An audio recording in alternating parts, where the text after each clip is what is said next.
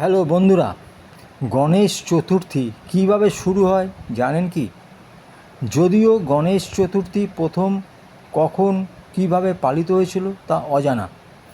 রাজা শিবাজির যুগ থেকে পুনেতে এই উৎসবটি সর্বজনীনভাবে পালিত হয়ে আসছে। গণেশ চতুর্থীর ইতিহাস কী?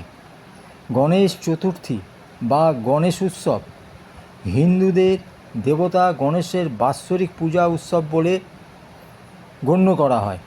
শিব ও পার্বতীর পুত্র গজানন গণেশ হিন্দুদের বুদ্ধি, সমৃদ্ধি ও সৌভাগ্যের সর্বোচ্চ দেবতা। হিন্দুরা বিশ্বাস করেন এই দিন গণেশ তার ভক্তদের মনোবাঞ্ছনা পূর্ণ করতে মর্তে অবতীর্ণ হয়েছিলেন। বন্ধুরা, ভিডিওটা কেমন লাগলো কমেন্টে জানাবেন।